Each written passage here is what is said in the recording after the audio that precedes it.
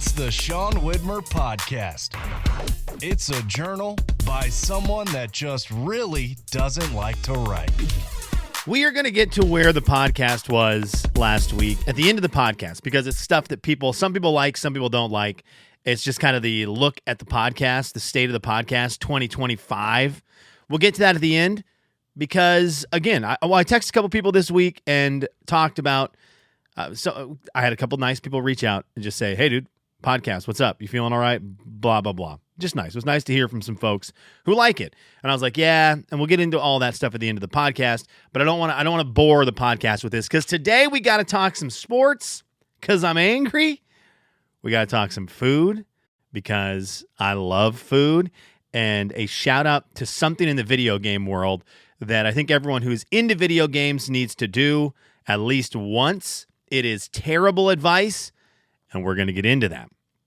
But we start by saying thank you to the Patreon members over at patreon.com/Sean Widmer Podcast. Thank you for keeping this podcast going. It means a lot to me. Guys like Darnay, guys like Michael, guys like Jeremy, Roberta, Moore, Yvonne. Thank you. Thank you for making this possible. It makes it so that I can keep the lights on for the podcast lights on. Thank you. Okay. By the way, you can go get Trivia 21. I did do that last week, even though there was no podcast episodes, and there'll be another one coming up this week. So there you have that. That's over on Patreon. Okay, I want to give a shout out to something. Two things in a bowl. I love my food. I love talking food in the podcast. One of these things I had not visited in a very long time, and one of them I visit all the time, and I'm adamant it is an amazing thing to keep in your pantry that I just feel like it kind of gets dunked on and left behind and thrown into a category that it does not belong in a moment. But I wanted to give a shout out to granola. When was the last time you had a bowl of granola? Now, I'm guessing there's a lot of you who have it a lot. And so for those of you who do that, like, let's high five. Let's go. Let's get after it. It's great. We had some granola in the pantry, and I was like, I don't know what this is. I don't know whose this is. I don't know why this is here. I'm going to try it. Man, it had been a minute since I had tangled with that wonderful crunchy devil in a bowl, but it is so good. I don't know what it was going to be used for, but it's not going to be used for that anymore because I pretty much just ate it all. It is so good. I had not had granola in forever. Now, it reminds me of my childhood where there was a lot of granola in the boys' dorm where I grew up, Christensen Academy in Venezuela, where the boarding student kids stayed. If you spent the night there on Friday night, there was inevitably some granola there the next morning. And I always wanted to like it and try it because I like granola, but at the boys' dorm, they didn't have milk. So they didn't have 2%, 1%, whatever, milk. They had powdered milk, and it sucked. I don't know how anyone ever got used to that. I will never get it.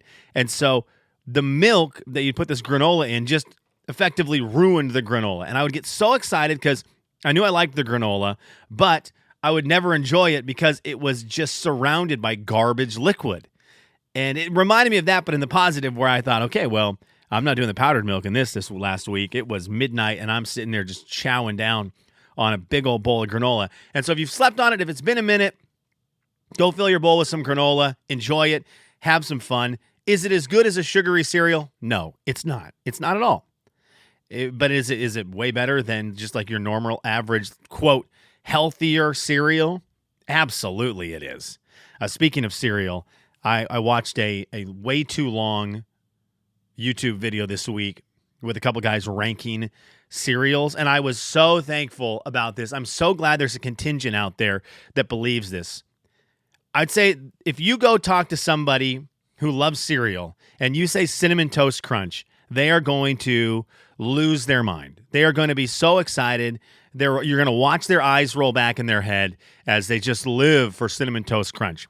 I think Cinnamon Toast Crunch is fine. It's not the best cereal. It's just not the best cereal. If the flavor's good, whatever, it's not amazing. It just isn't amazing. It gets soggy way too quick, and it's not good. Excuse me, it's not good soggy. Some cereals get better when they get soggy. So if they get soggy fast, that's okay. That is not the case with Cinnamon Toast Crunch. It's not the greatest cereal. And so I was watching these two guys break it down. And of course, as always, Cinnamon Toast Crunch just keeps on progressing round after round, and it's knocking off some cereals that I personally think are better. But I get it. A ton of people love it. The majority of people seem to love it. And it came down to running into quite possibly my favorite cereal, Captain Crunch. And they gave it the whole line. So if you were a cereal, so if you were Fruity Pebbles, you got Fruity Pebbles and Cocoa Pebbles and whatever other Pebbles brands you get. So Cinnamon Toast Crunch got like Cinnamon Toast Crunch, and there's 3 others that they mentioned that were in that Cinnamon Toast Crunch family. Well, Captain Crunch gets Captain Crunch and Captain Crunch with Crunch Berries and then the All Berries, but they were kind of focusing on you get Captain Crunch and you get Captain Crunch Crunch Berries. And they knocked off Cinnamon Toast Crunch. And yes, this is just a meaningless YouTube video that I was watching that did nothing for the status of cereal in America. But boy, I felt vindicated, and boy, I felt validated, because Captain Crunch is slept on way too much in the great cereal debate. It's slept on way too much. And cereals like Frosted Mini Wheats, cereals like Cinnamon Toast Crunch get so much love, get so much attention, that I feel like Captain Crunch gets left to the side. And I don't know if that's because it just seems like a classic. It's always going to be there for you. So if you've ever had the friend you know is always going to be there for you, and then you go meet someone new who's like the new cool guy, and you hang out with the new cool friend a lot, and you just leave the other friend waiting in the wings because you know they're always going to be there for you. That's what Captain Crunch is. And eventually that new shiny friend sucks, and you go hobbling back to Captain Crunch, and you're like, you're here for me. At 1 a.m. on a night where I need it, where I don't need it, you're here for me in the darkness of my kitchen as I sit here in filth. So there you go. Anyways, shout out to Granola. All that to say, shout out to Granola. Love you. Mean it. Would love to have more of you around. If I could just eat cereal all the time, I'd be so happy. If my body allowed me to eat cereal, that would be my choice for the food I could eat that just didn't affect my body negatively. Between the milk and then all the sugar, that would be the one. Over pizza, I think. Over pizza. Over tacos. I love cereal. I would be so happy to have that. The other shout out I wanted to give, and something you need to have in your pantry, I don't know why it's got a bad rap, but I feel like it has. Dude, Top Ramen slaps. Okay? Top Ramen, somewhere along the line, Top Ramen got this stigma around it that it is for college kids. And that's it. And it's for college kids. And then occasionally someone will get Top Ramen, but they'll just use the Top Ramen to break it and put it into some kind of salad. I forget what that salad's called. And they'll just use the noodles to stay crunchy in the salad. And that's where Top Ramen went for adults. Man, Top Ramen is so good. I don't know the last time you went out and just spent 19 cents, 25 cents on a pack of Top Ramen. Sometimes less than that. Sometimes 10 for $1. But it's so good. It is wonderful. And don't do it in the microwave. Don't skimp on it. Boil the water on the stove. Put in the Top Ramen. Get your seasoning in. And then you're an adult. I know everyone immediately says, well, put an egg in it. Everyone loves that. I don't know. That is the thing. Put an egg in it. That's the apparently what takes you from it being Top Ramen to making it chef, like this I guess a presentable form of Top Ramen. Fine, an egg is great in it. But just Top Ramen is awesome. By itself, no egg. Egg excluded. And you can go to your pantry and you can find some things here and there. I'll put jalapenos in mine every now and then. Sometimes I'll mix some different seasonings in, some sesame sauce, or sesame oil, some soy sauce because it needs more salt, in it. I'm a big green onions guy, if you can get them. And those are all great, and they make the Top Ramen better, right? Your egg, it makes it better. But by itself, it's still amazing. And it's still a wonderful thing to keep in the pantry. Highly recommend. 10 out of 10. Top Ramen. You got a bad rap along the way somewhere. Okay, let's dive into a little bit of sports real quick. I've got 2 sports things for you, then a video game thing on the way out. Video game thing is Kelly's What Are You Into? Then kind of a state of the podcast to finish the podcast so those who hate when we get into that stuff can just hit stop. I'm sure it was talked about a lot last week. I missed a lot of it. I just kind of stayed away from it because I didn't want it to affect my opinion on the matter. Ichiro Suzuki goes into the Hall of Fame, as he should. One of the greatest Seattle Mariners of all time. Statistically, I'm going to look at his stats right now. Statistically, I'm assuming the greatest Seattle Mariner of all time. But Ken Griffey Jr. was also a Seattle Mariner. And I love Griffey. I'm a Griffey guy. he was the dude when I was a kid. So I'm always going to love Ken Griffey Jr. more than Ichiro. But Ichiro was unreal. Ichiro's career batting average is 311. Career batting average is 311. He was insane. 509 stolen bases, 780 RBIs. He had 1,400 runs. The dude is amazing. Okay, just absolutely amazing. I'm trying to see how many years he led the league in batting average. Looks like he did it twice. His first year, 2001, like one of the greatest baseball years of all time. He won the MVP that year, and then he hit 372 in 2004. 372 in 2004. What? Are you kidding me? He won the MVP, I believe, multiple-time MVP. Is that correct? Let me see. Baseball confuses me. They give out so many awards. Let me see. Baseball MVP. We'll just go to Wikipedia on it because that's the easy way for me to do it. Most valuable player in baseball. They do it like by position. Is that why I get so confused with it? I just want to know like who was the best player each year. Let's see where we got it. American League. There we go. American League MVP. He won it in 2001. And maybe that was it. So a one-time MVP. I had him as like 18-time MVP. A one-time MVP. He was an all-star many, many years. He won a Gold Glove a billion times in a row. He was Rookie of the Year in 2001. Ichiro's amazing. Ichiro played from 2001 to 2009. That means he had some years late in his career where he was slowing down. He has some years where he had a year where he hit 255. He had a year where he hit 229. Okay, that's not good batting average. And still, at the end of his career, he's 311. The dude's a freak. One of the greatest baseball players we are ever going to see. So he gets in the Hall of Fame. First ballot Hall of Famer. Okay, this is great. And then the story goes, because this is how baseball is, and if baseball doesn't get their hands on it, I just don't know what to tell you, baseball. You kind of suck. Baseball, I feel like in general, is just kind of stinky. It's not entertaining. It's not also welcoming to youth. It seems like the old person sport.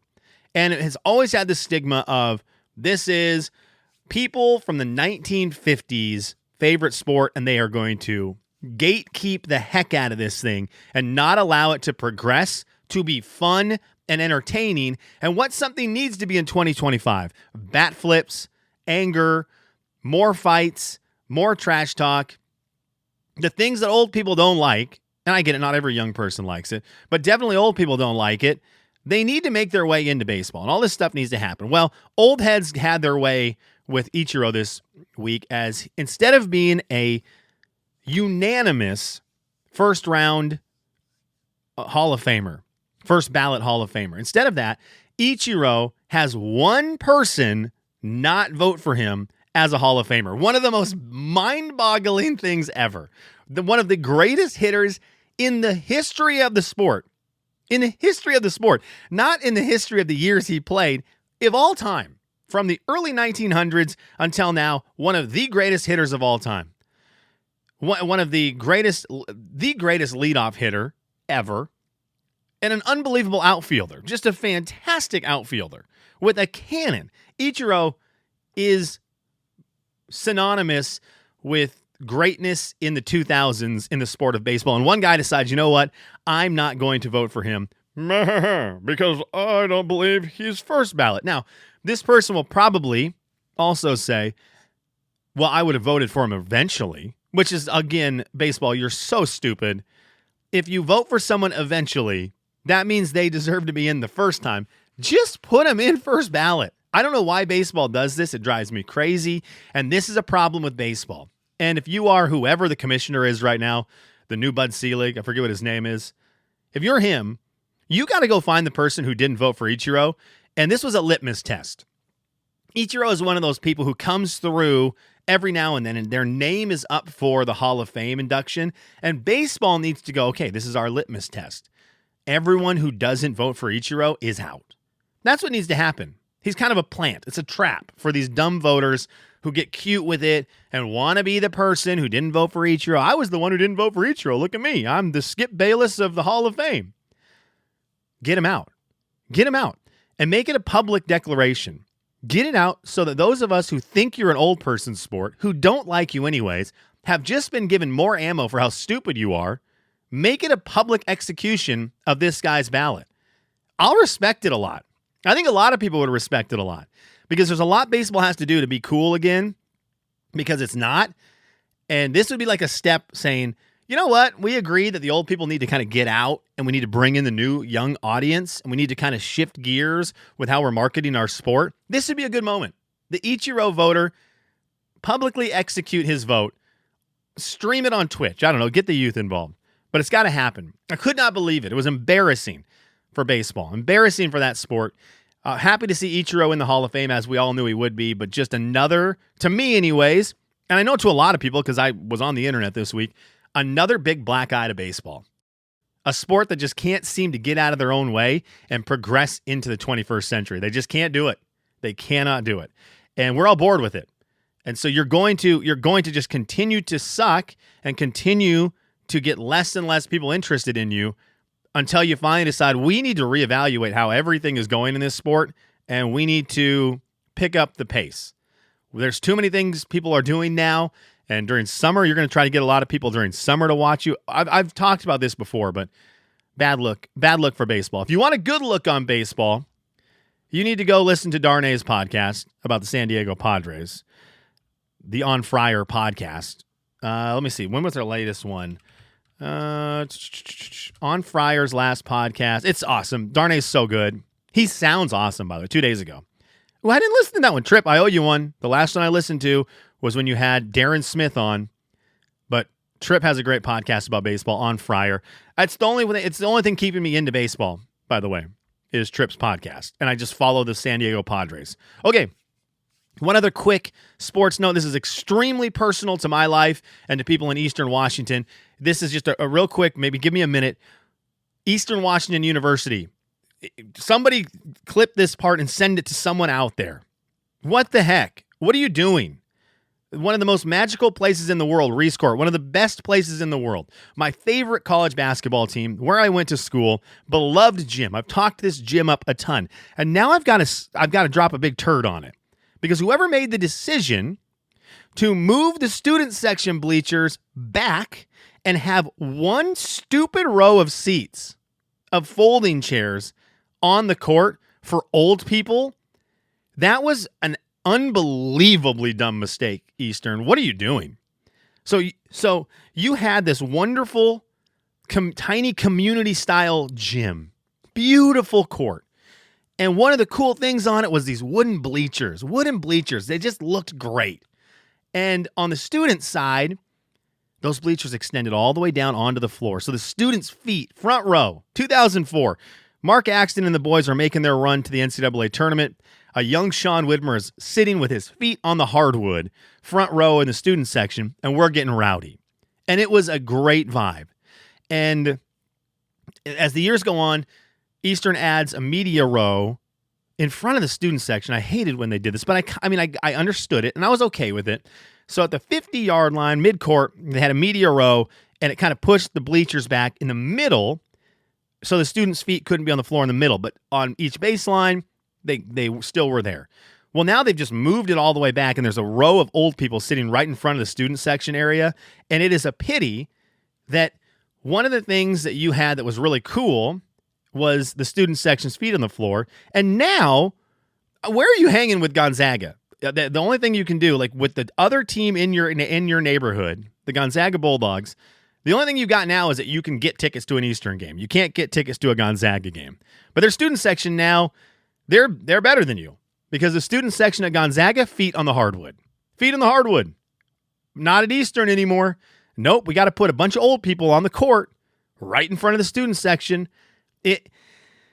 I watched the game yesterday against Northern Colorado, and I was like, well, of course you lost. Of course you lost. Of course Northern Colorado came back and won because some dum-dum ruined the vibe at Reese. Some dum-dum was like, you know what? I'm going to sell these tickets for $120, and I'm going to kill the vibe.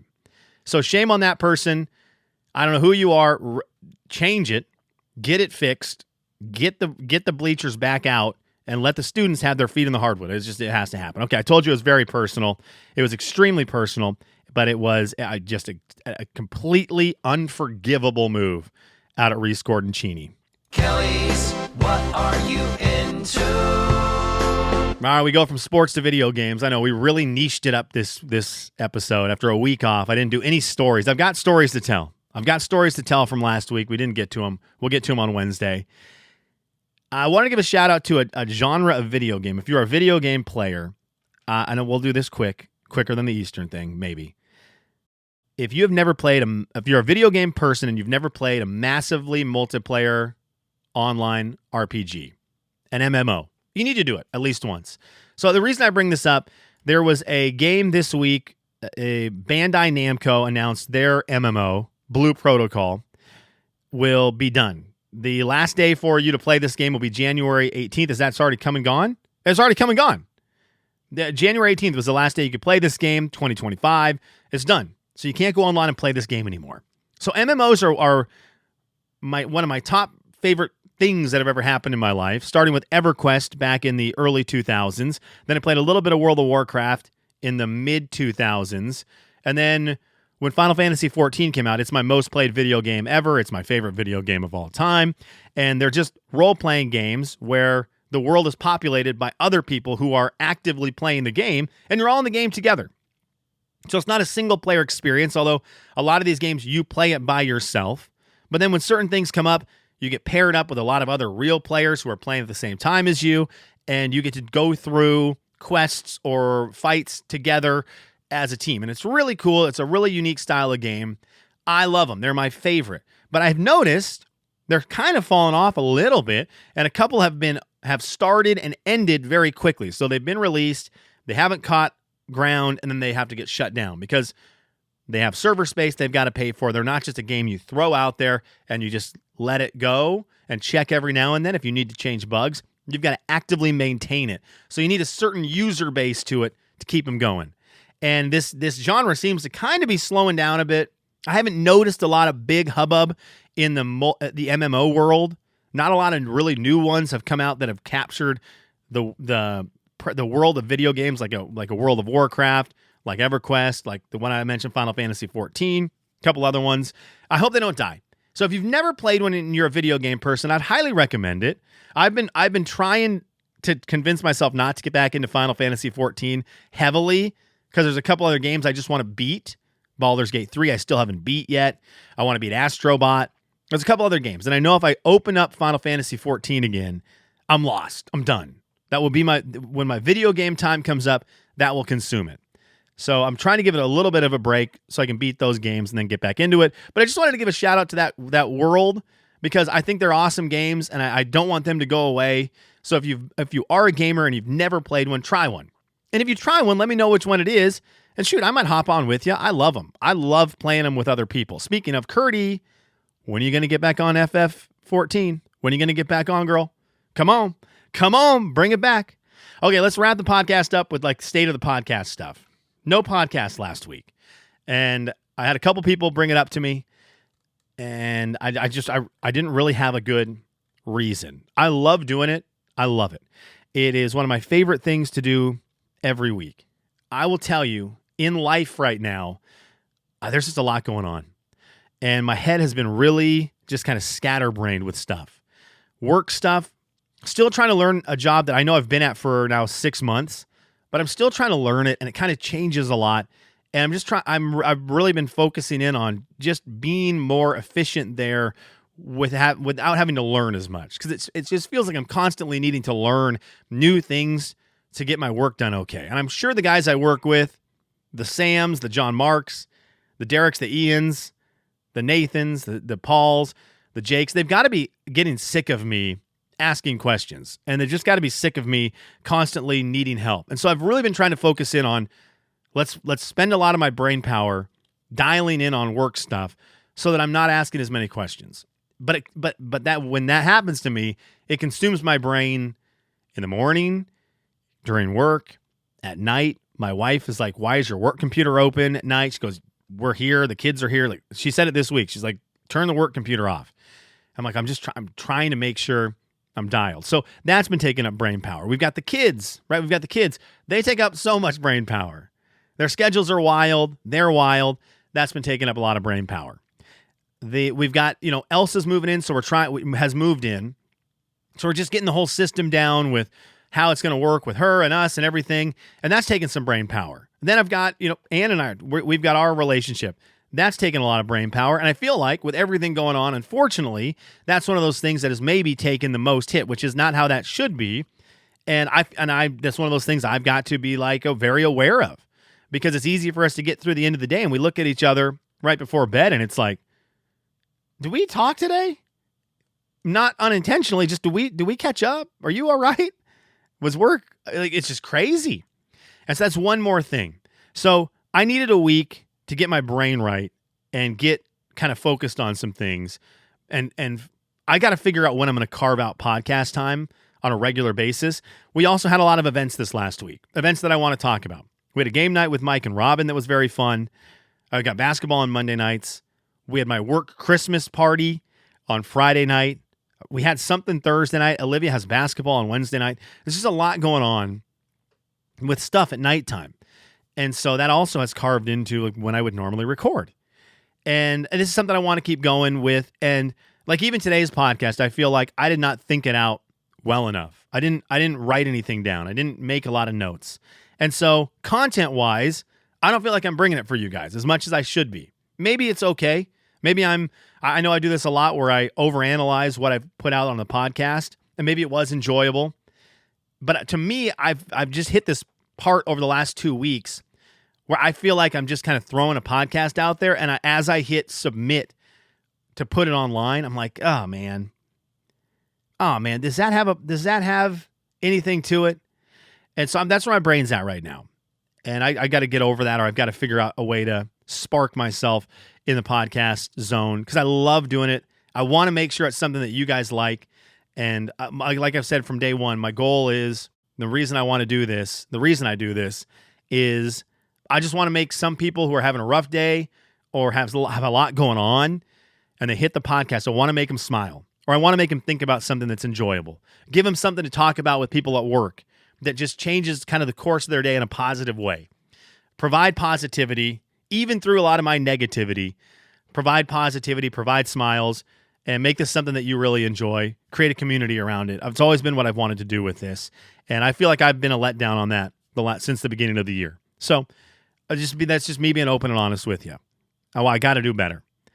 And, hopefully it clicks in. I've had this happen before where I get, in the mindset of it's not happening how I want it to. Unfortunately, the way I used to do it is I would just not do the podcast for 4 or 5 months. I just disappear. I don't want to do that. I want to keep it going. All right, let's read some comments, shall we? There we go. State of the podcast. State of the podcast. In fact, I don't even think we have any comments, which is also another sign of we've been a letdown. No one's commenting over at Sean'sLife.com. Maybe they did. Maybe there's a comment on Spotify. Let's see. Were there any comments on Spotify? I feel bad. I kind of just ignored it for a little bit. Let's see what we got here. Clicking buttons. Why can't I remember? There it is. There's my bookmark for the comments. Was there anything on the last one? Oh, there might have been. Who's going to make me feel better about this right now? Let's read it. Let's read it and find out. All right. This one is from Ron. Oh, okay. Ron said this. Oh, we were talking about gunplay in movies. Best gunplay actor. Ron said, your gunplay picks are solid, but I figured I'd throw out a couple names. Chow Yun-Fat has to be on the list. Without him and the John Woo films, Hard Boiled and The Killer, there is no John Wick. Also, Clint Eastwood for all the great westerns. Greatest gunplay scene has to be downtown LA shootout in Heat. Also, The Accountant is great, and they're making a sequel. Ooh, I'm excited about that. Ron, thank you. So I went to work, and my guy Paul, he mentioned to me that the shootout in Heat is one that they have used as kind of a marker for great gunfighting in the history of movie making. But part of that, I think he said it's very realistic how they go about it. For me, I think I mentioned it. I need the scene where Neo, or insert your Keanu Reeves character here, has his pistol and he just drops the clip and the clip hits the ground and then he flings another one up and it just magically goes into the bottom of the gun and now he's reloaded. I need it to be a little foolish. Yvonne, thank you, Ron. Great comment. Yvonne said this. I like the ones you chose, but I'm going to go old school. John Wayne and Clint Eastwood on gunplay. Apparently, I need to check out some Clint Eastwood gunplay. I'm sure there's some good ones, right? Cowboys are awesome with gunplay because you can twirl it around on your finger. Who was it that was awesome about that in Tombstone? Val Kilmer? Was Val Kilmer's character the one that was really awesome with twirling his gun? Ian said this. I might have to start leaving comments on here because clearly you have your website coded to clean house every episode. LOL. I've been bad about checking the website one, Ian, and it does clear them out eventually. He said Antonio Banderas, solid gunplay actor. Desperado. Clive Owen, also solid. Shoot 'em up. Idris Elba supposedly is good, but I haven't seen the movie referenced for The Accolade. All I remember Idris Elba for is The Wire. I know he's in a lot of other stuff. He's also the voice of Knuckles. We're a huge Sonic family right now. But I just remember him from The Wire. He's Stringer Bell. And that's where Idris Elba lives for me. Okay, that's it for the podcast today. Thank you for listening. I appreciate it. Have a great day.